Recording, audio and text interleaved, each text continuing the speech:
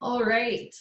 Welcome everybody to Cities Lead, an embodied carbon policy framework. Bienvenidos a todos al marco de carbono incorporado. Hoy vamos a tener esta encuesta con más información sobre estos eventos. También vamos a tomar preguntas a los oradores. Vamos a tener un Q&A y si los speakers no reciben todas las preguntas o no las pueden abordar a todas, las vamos a hacer por escrito y vamos a compartir las respuestas en el sitio web. Por favor, no sean tímidos, hagan preguntas. Voy a presentarles ahora a la primera oradora de esta sesión, Cecile Farreau. Cecile Farreau tiene un programa de C40 comprometido para los cambios climáticos. También colabora con accionistas del sector y también contribuye mucho con ella. También tiene varias iniciativas y acciones para la política de huella de carbono. También tiene blogs sobre economía circular y colabora para el desarrollo sustentable. Cecil, por favor. Muchísimas gracias, Erin. Es un placer estar aquí con ustedes y voy a compartirles la pantalla. Joana, si estás lista y quieres ir primero, no hay problema. Joana, estás muteada. Perfecto, no tengo problema en comenzar. Cecil. Cecil. Bueno, por ahí tengo los mismos problemas que Cecil, pero no importa. Voy a presentar a Johanna y vamos a acordarnos de la biografía de Cecil para después. Johanna Parton es fundadora de la Cities Alliance en colaboración con Global Cities para trabajar sobre la huella de carbono. También Johanna ha sido directora regional de C40 Cities y asesora de políticas sobre el medio ambiente para el gobierno de San Francisco. Tiene 30 años de experiencia en cambios climáticos, nueva energía, desarrollo sustentable e igualdad de género. Johanna, por favor.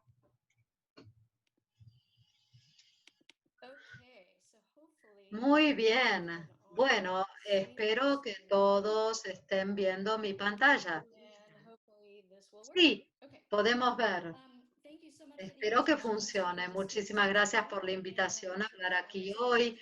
Y realmente es un placer estar en este panel con C40 y Architecture 2030. Voy a hablar de todo esto hoy.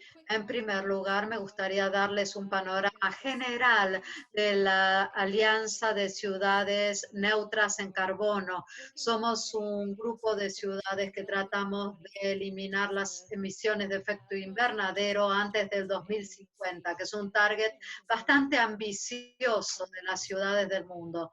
Aquí pueden ver a los miembros. La forma en que hacemos esto es como las ciudades lideran en este espacio, están estableciendo la agenda para la acción climática ambiciosa.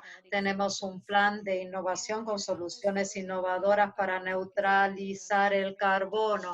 Queremos apuntar al cambio y al cambio urbano sistémico a través de la implementación y la acción. Un poco de quiénes somos entonces. Nosotros hablamos de esto antes en esta conferencia. Ha habido un enfoque muy importante en las ciudades, especialmente en implementar política e incentivos para reducir el carbono operativo y la energía operativa en las construcciones y edificios. Pero como se discutió, el carbono incorporado va a ser responsable por la mitad de las emisiones en el espacio de construcciones nuevas entre ahora y el 2050. cuenta. La huella de carbono incorporada es una fuente de las emisiones de carbono en las ciudades y es algo que puede ser reducido a través de estrategias regulatorias y legales. Hasta hace un año solamente teníamos dos ciudades del mundo que tenían políticas para reducir el carbono incorporado. Y en un sentido más amplio, en el espacio de carbono incorporado, el enfoque general ha estado del lado de la industria y menos del lado de la política. Pero la política no delinea lo que sucede en la ciudad solamente, sino que también la industria que influye sobre la construcción. De modo que algunas ciudades del mundo ya comenzaron a adoptar estas políticas y aplicarlas, pero para que estos objetivos se cumplan a nivel climático, la implementación global se debe acelerar. Por eso, junto con BioNova y Architecture 2030 y un grupo de ciudades globales líderes en el mundo, este año y el año pasado y a principios de año generamos el marco de políticas de carbono incorporado para las ciudades. Lo lanzamos en junio de este año y provee guía para ciudades que ven políticas para entregar mejor impacto dentro del sistema regulatorio a nivel político. Podemos ver quiénes nos ayudan a apoyar este trabajo, el Construction Climate Challenge, el ministro de Medio Ambiente, el National Research Council of Canada y las ciudades de Helsinki, Oslo, etcétera. De modo que el marco político examina 52 políticas de ciudades clave, evalúa estas políticas y después categoriza estas políticas conforme al potencial de reducción de huella de carbono, costo eficiencia, la implementación y la aplicación, además del documento marco que tenemos disponible online y voy a proveer el link después. Nosotros estamos lanzando webinarios para implementar estas políticas. Ya hicimos dos sobre uso de la tierra y zonificación y reglamentación de las construcciones. Y tenemos uno para septiembre sobre compra, proyectos, circularidad de los desechos y aspectos financieros. Abierto al público, se basa en las ciudades, pero cualquiera puede verlos y si quieren y les interesa les paso el link. También generamos un escritorio de ayuda para dar apoyo técnico a las ciudades que quieran considerar qué políticas adoptar en su propio contexto. Todas estas políticas evaluadas conforme al impacto de carbono, costo eficiencia, etcétera. Y nosotros en el informe proveemos ejemplos reales de cada política, si ya se ha implementado por ciudad y en algunos casos donde no se ha implementado en la ciudad, pero se ha implementado en un estado, condado a nivel nacional, proveemos ejemplos. También utilizamos una herramienta de priorización, la pirámide de huella de carbono, para considerar los requisitos, el tipo de políticas que analizamos, redefinen la solución, políticas para renovar los activos existentes, políticas para reducir y reemplazar materiales y estructuras, reutilización de productos y materiales y requerimiento de productos bajos en carbono. Estos impactos se visualizan y los colores de la pantalla reflejan el tipo de política conforme a la pirámide y el tamaño de la burbuja representa la reducción o el potencial de reducción de carbono. En el sitio web también tenemos forma de interactuar. Es www.embodiedcarbonpolicies.com. Ustedes pueden ver allí la política interactiva, el mapa, cómo se ve en el sitio web y las políticas están en embodiedcarbonpolicies.com. Ese es el sitio web. embodiedcarbonpolicies.com. Con esto les doy las gracias y le doy la palabra a Erin nuevamente. Erin. Muchas gracias, Joana. Genial. Me parece que vamos a comenzar de nuevo con Cecil ahora. Cecil, ¿estarás lista? A ver. Muchísimas gracias y me disculpo por la confusión que se generó.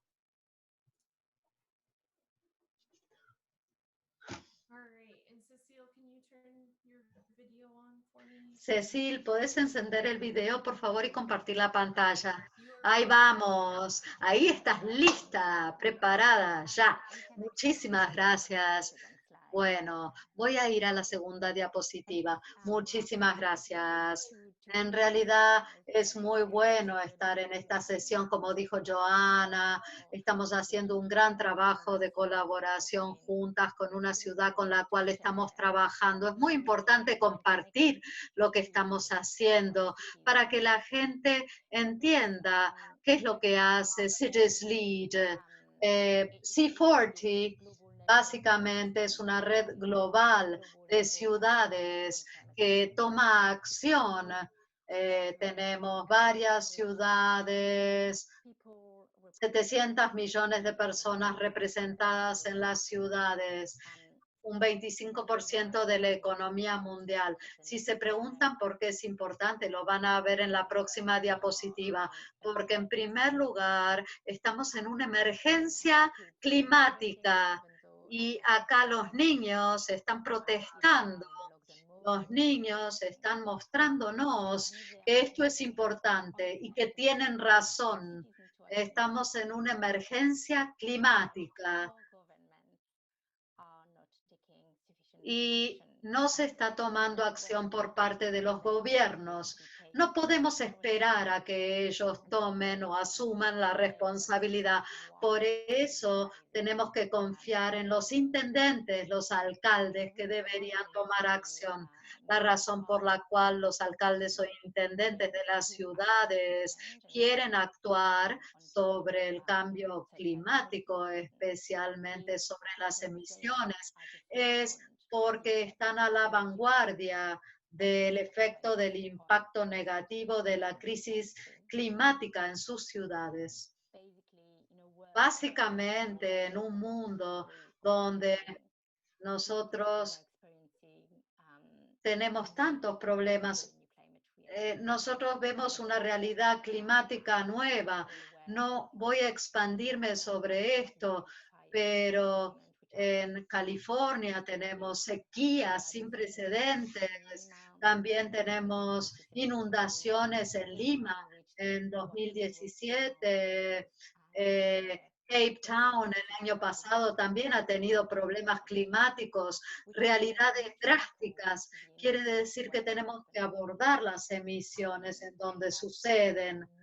Y esta es una de las cosas que tenemos que tener en cuenta para reconstruir y renovar. Vamos a la próxima diapositiva. Si están en este evento es porque ustedes saben el impacto de la construcción sobre el medio ambiente y el clima. Acá tenemos la escala entre las ciudades, la construcción y la crisis climática. La construcción crece en las ciudades, se intensificará en los próximos años, se intensificará y la construcción contribuye a las emisiones globales. La construcción, el diseño que tenemos hoy analiza las emisiones, pero también el impacto. Y para darles un ejemplo concreto, nosotros podemos contribuir en un barrio donde todo es hormigonado, se puede producir el fenómeno de islote urbano que puede ser muy malo para las comunidades y para las personas que habitan este barrio. Así que estos son los primeros impactados, los que habitan el islote urbano. En el mundo de COVID-19, la construcción de los edificios es la forma en que el gobierno quiere parar la economía y hacerla funcionar. Así que tenemos que tener cuidado con la construcción. Tenemos que construir en forma limpia. Por eso C40 generó una red para esto, una red de ciudades que comparten y que inspiran a las demás a tomar acción para tener un programa de construcción limpia, inspirando a los alcaldes e intendentes de las ciudades. Pero también queremos ofrecer una plataforma para trabajar con el sector privado, ciudades y sector privado, porque solas las ciudades no pueden. Las ciudades tienen que trabajar con el sector privado para que este cambio suceda. Entonces, ¿cuáles son los desafíos exactamente que enfrentan las ciudades en términos de emisiones? Básicamente, como vivimos en un sector global que está bastante fragmentado, que tiene una cadena de responsabilidades, nosotros tenemos que ver el impacto y origen de los materiales. Las ciudades no pueden compartir o tienen que agregar su demanda, trabajar juntas para mandar una señal fuerte a la industria. Luego, la reutilización de los materiales muchas veces se ve impedida por temas legales y de seguros que tienen que ver con la seguridad y los riesgos. Las ciudades ven que los datos no están allí en un sistema armonizado, en una plataforma única. Entonces, hay un proceso de certificación y estándares que tienen que consultar las ciudades. No saben cuál consultar, no saben cuál es el más disponible o más adecuado para ellas, porque no hay un sistema unificado.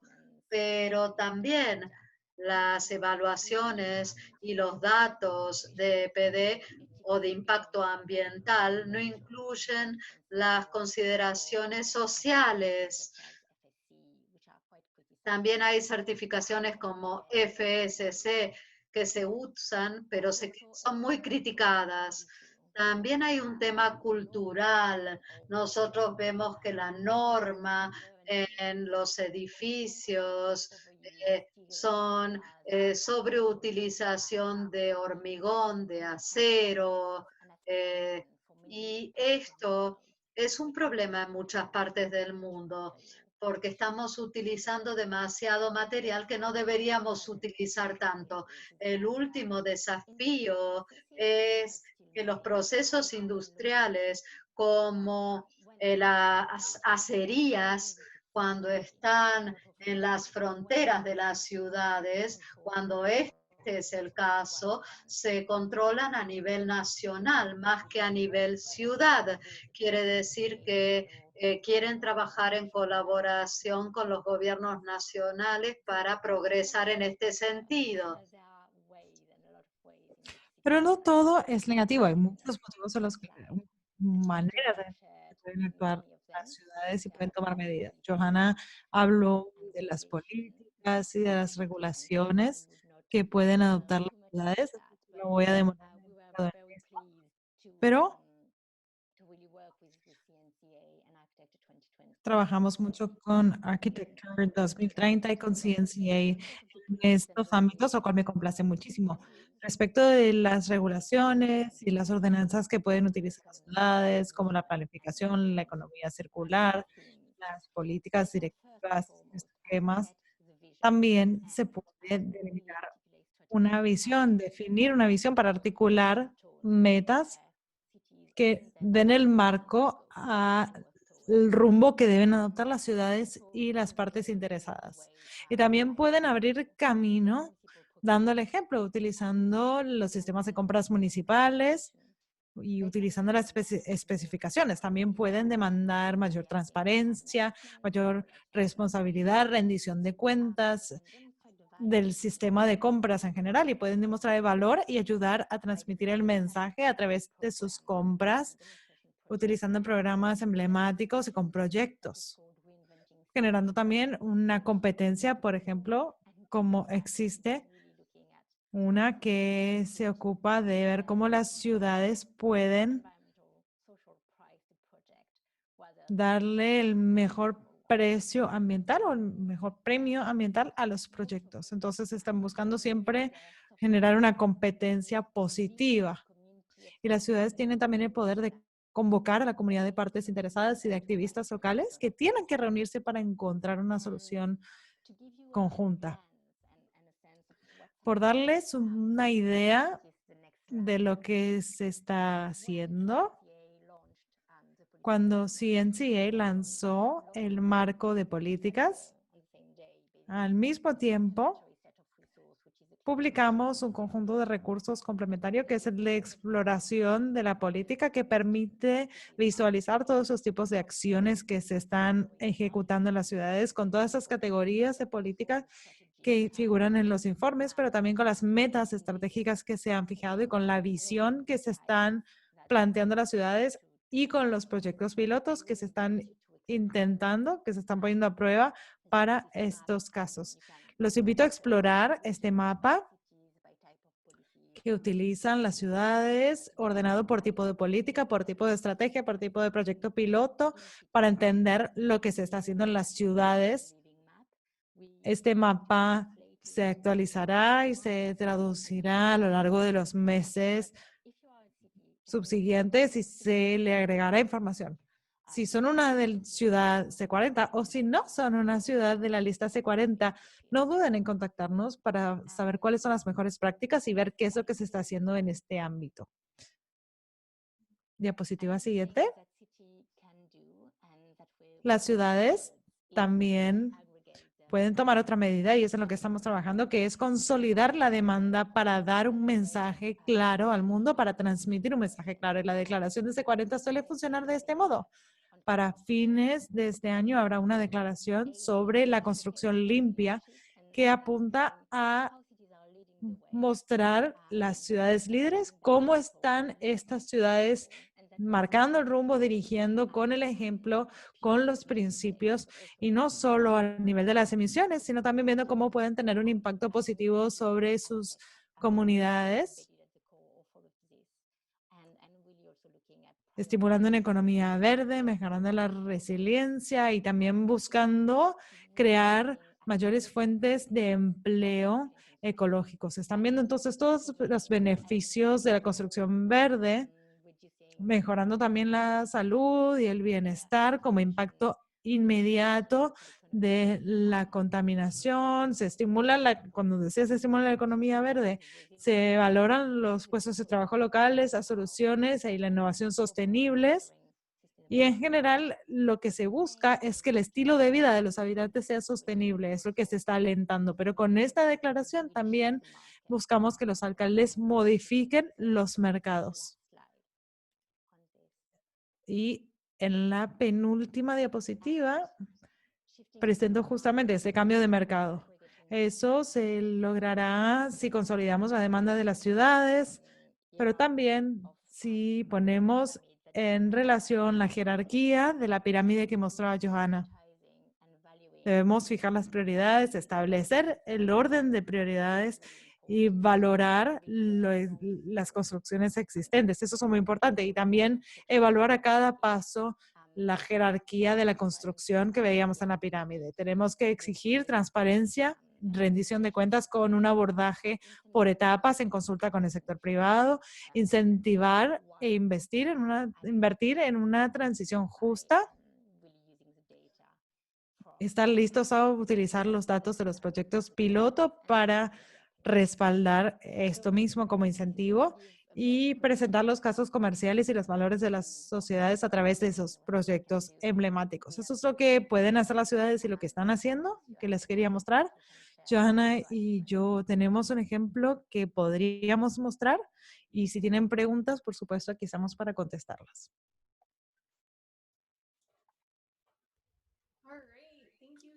Habla Erin.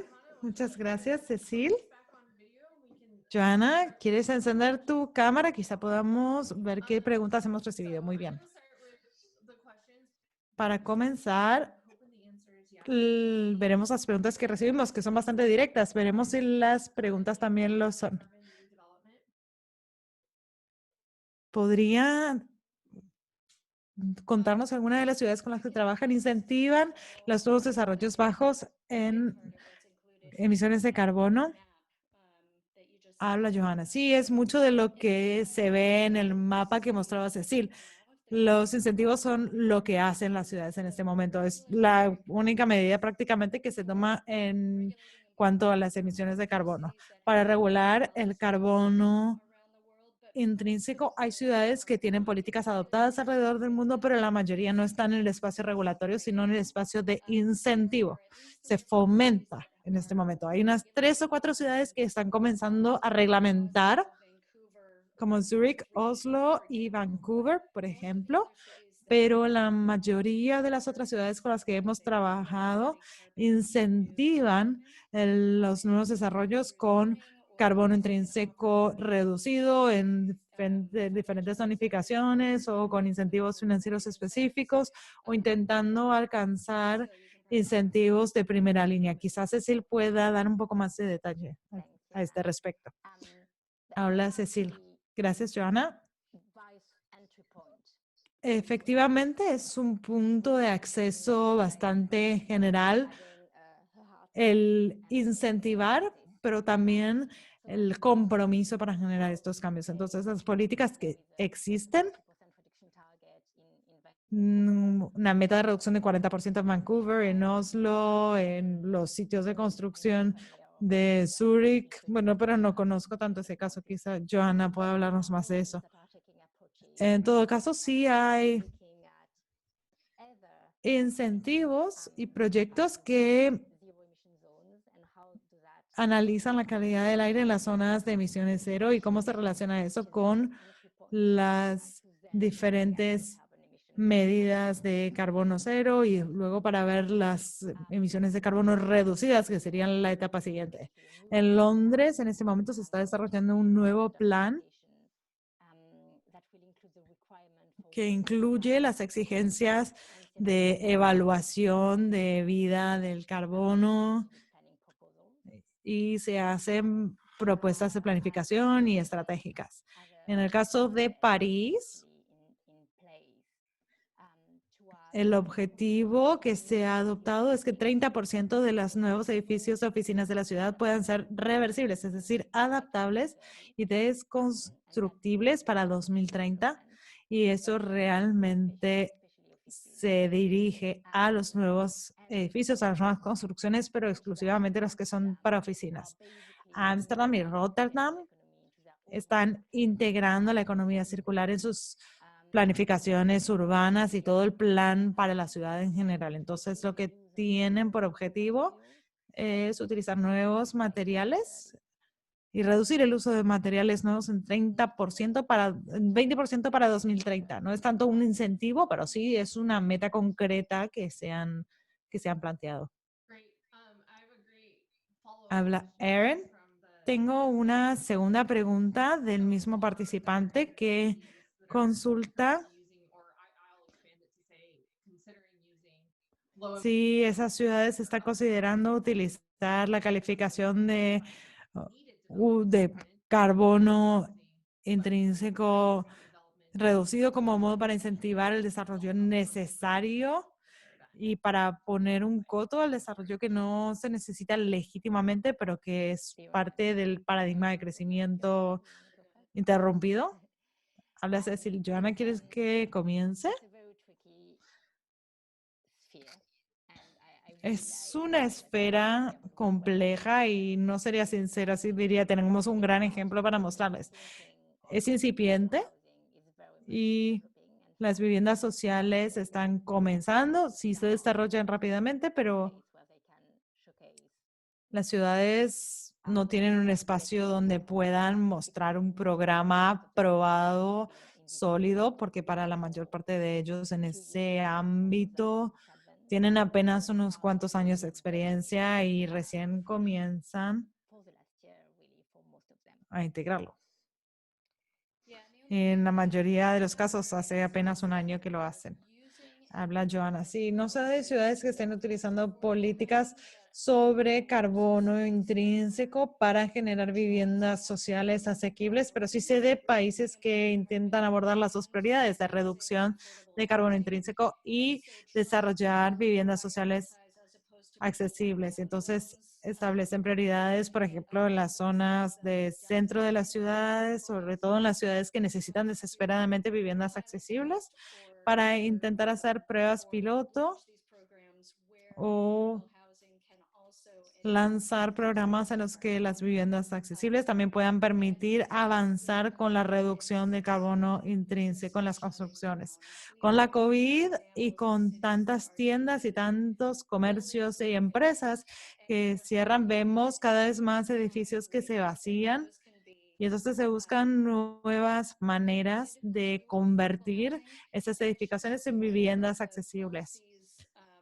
Quiero señalar aquí que la política que la mayoría de las ciudades que promulgan esto adoptan no son necesariamente para las nuevas construcciones, sino también para la adaptación de las construcciones existentes, con lo cual esos principios también pueden aplicarse a las edificaciones existentes. Cecil, sí, es un comentario muy acertado. Sí, estoy completamente de acuerdo en el sentido de que es central en los intereses de las ciudades como preocupación el ver cómo luchar contra la crisis económica, la crisis climática, pero también la crisis sanitaria, encontrar una solución que nos permita dar respuesta a todos esos desafíos a la vez. Habla Erin. Cambiemos un poco de tema, pero nos preguntan si se puede profundizar un poco en el modo en que los edificios occidentales están sobreconstruidos o tienen una sobreingeniería y cómo las fuerzas de mercado existentes, si bien quizá sean solo financieras, no desalienten el uso ineficiente de materiales. Habla Cecil. Bueno, en general por una facilidad de proceso y por preocupaciones excesivas a nivel de la seguridad. Hay diferentes tipos de hormigón que se pueden utilizar que tienen diferentes propiedades según los diferentes valores. Por lo general, la opción más segura siempre es utilizar el más fuerte, si bien estructuralmente no lo necesitamos, quizá. Por eso hay una sobreespecificación por motivos de seguridad. Y por eso hay edificios que utilizan materiales demasiado fuertes o más fuertes de lo necesario. Por eso hay más concreto, más acero, más vidrio, más plástico en los edificios antiguos, más de lo que se necesita para tener un buen edificio que sea eficiente y seguro y resiliente también. Hay estudios e informes que podemos compartir si les interesa el tema. Habla Joana. Sí, agregaría simplemente que el uso más ineficiente de materiales es construir algo y luego arrasarlo y volver a comenzar con nuevos materiales. Y uno de los principales desafíos a los que nos enfrentamos al hablar de esto con las ciudades desarrolladas en el marco de desarrollo y es el uso más duro de los materiales, eso más difícil a lo que hacer frente por preocupaciones de seguridad de las ciudades, como dijo Cecil, tienden a utilizar más de lo necesario. Si un edificio se construyó y diseñó hace 50 o 30 años, no se incluyó necesariamente los procesos de seguimiento que se necesitaban y por eso necesitaban comprender claramente que cuando uno saca un pedazo de acero, un pedazo de hormigón, tiene que pensar en los materiales que tiene y lo que incluye. Creo que ese es el gran reto y es allí que tenemos el mayor trabajo por delante, es que las ciudades que trabajan juntas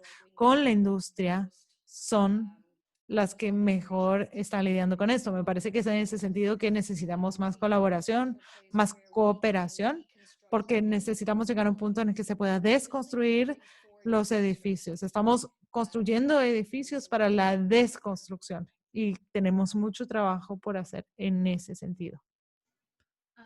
Okay, so this is a great question. Both of you work Erin, es una muy buena pregunta que nos llega aquí. Ambas han trabajado con ciudades muy grandes y muchos de los programas que estamos viendo han pasado por la lente de estas grandes ciudades. Así es que hay programas aplicables a las ciudades más pequeñas también. En particular, aquí nos preguntan para ciudades de 90,000 habitantes, o quizá puedan profundizar un poco más y decir, bueno, ¿cuál es la aplicabilidad de estos programas para las ciudades más pequeñas o de tamaño mediano? Habla Joana. Bueno, puedo contestar primero. Creo que para C40 y trabajos de CNSA también ha habido proyectos en ciudades más pequeñas. Hay ciudades grandes y pequeñas en la red, pero el tamaño de las ciudades no influye en las soluciones. Dependerá más la solución del contexto regulatorio en función de su estado, su provincia o su país. Creo que es ahí que tenemos el mayor factor. Pero en el marco de política, y sé que muchos de los ejemplos que están en el mapa de C40, creo que se pueden aplicar a cualquier ciudad independientemente de su tamaño. Y en una ciudad como Bend, en Oregon, lo invito a participar al próximo seminario en línea que tendremos sobre proyectos públicos el 23 de septiembre. Puede acceder al sitio web y registrarse para poder acceder a ese seminario en carbonpolicies.com, porque la mayor parte de las políticas que regulan el carbono intrínseco comienzan por los departamentos de compras de los ayuntamientos de las ciudades. Y es por eso que organizamos ese seminario en línea del 23 de septiembre. Hablaremos de ese tema justamente, así es que lo aliento a unírsenos para ver cómo podrían aplicarse estas políticas en su ciudad. No todas serán aplicables, sin duda, pero muchas sí. That's fantastic. Anything to add, Cecile? Habla Erin, sí, fantástico, Cecil. ¿Algo que agregar? Habla Cecil, sí. Las experiencias más pequeñas en general son las que más posibilidades tienen de hacer frente a estas situaciones, porque conocen mejor lo que está pasando a nivel local con la comunidad de partes interesadas que trabajan en las ciudades. Por ejemplo, antes trabajábamos en Peterborough, que es una ciudad de 200,000 habitantes. Es grande con respecto al tamaño de otras, pero al trabajar ahí pudimos desarrollar un programa exclusivo, específico para esa ciudad, en la que se consideraban diferentes cuestiones singulares de la ciudad. Y entonces hablamos con las tiendas, con los dueños de las tiendas, ver con ellos qué era lo que tenía más sentido para ellos, qué necesitaban. Y entonces comprendimos qué era lo que se podía hacer a nivel local, cómo se comportaban las comunidades, qué hábitos tenían y todo esto que mencionaba antes, la resiliencia, la adaptación, la equidad, las emisiones, todo eso estaba mejor plasmado en ese plan porque había sido desarrollado para ellos exclusivamente. Una vez que todo eso se conjuga y se integra, estamos en una mejor posición para hacer frente a las complejidades de una ciudad. Pero sí, estoy totalmente de acuerdo. Cualquier tipo de política y las visiones, las metas y el poder de convocatoria, todo eso puede aplicarse a cualquier tipo de ciudad. Habla Erin. Muy bien. Otra pregunta es que hay muchas jurisdicciones que tienen sus regulaciones o su legislación que podría impedirnos aplicar soluciones obvias para el carbono intrínseco. Aquí en Estados Unidos, por ejemplo, tenemos muchas prohibiciones de uso de determinados materiales. Así es que tienen consejos o conocen otros marcos o lineamientos de sus programas o de sus investigaciones que nos permitan sobreponernos a esas limitaciones que nos impidan acceder a un rumbo u otro.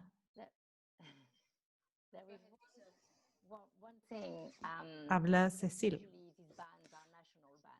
Por lo general se trata de previsiones nacionales, es legislación nacional o en general así lo es. En Reino Unido es igual. Yo estoy basada en Reino Unido y aquí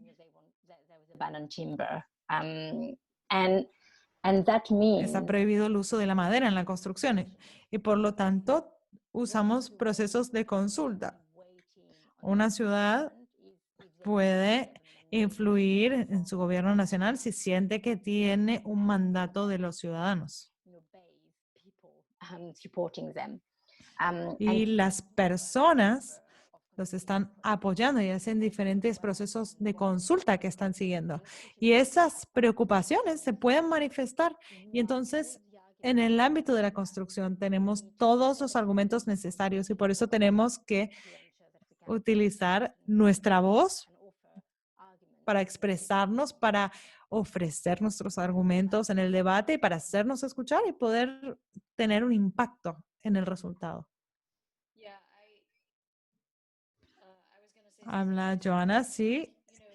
Iba a decir algo parecido, es que parte de los retos es que es muy difícil involucrarse en ese proceso de consulta a nivel de codificación nacional, no solo de ordenanzas municipales. Hace unos años trabajamos para crear una coalición de ciudades en los Estados Unidos que buscaban tener una influencia en el proceso de codificación y nos dimos cuenta de que había todo un proceso que seguir de codificación de leyes de voto. Antes había que ser ingeniero para participar, ahora ya no. Es verdaderamente complejo. Me parece que ese es el caso. Aquí necesitamos tener faros de políticas ambiciosas que empiezan a surgir a nivel de las ciudades y luego que se las adopte a nivel de las provincias y que con suerte inspiren la legislación nacional. Sé que en Europa el abordaje es de arriba hacia abajo, pero en Suecia, por ejemplo, están desarrollando un código, en Finlandia están trabajando en la elaboración de un código que también estará disponible en 2 o 3 años, pero en Europa deberán terminar teniendo un impacto a nivel de la Unión Europea. Entonces, creo que no es uno o el otro, sino que las ciudades tienen que ser lo más ambiciosas posible y cada otro nivel de gobierno deberá tener el mismo nivel de ambición y todos esos procesos deberán mantener la influencia de los más ambiciosos o audaces para tener una influencia sobre los demás. Y no son solo las ciudades, tienen que ser ciudades que trabajen con el sector comercial, con las industrias, con las finanzas, las ONG, etc. Habla Cecil, perdón, es que Joana me hizo pensar en un muy buen ejemplo y es que sí, en Francia, porque soy francesa, sí, pero en París, sobre todo en el trabajo para los Juegos Olímpicos, empezamos a ver diferentes posturas y diferentes regulaciones sobre el uso de la madera y de otros materiales. Y eso llevó al gobierno nacional a ver que era necesario ver las metas nacionales. Y si París puede hacerlo, todos podemos. Eso fue lo que vio el resto del país.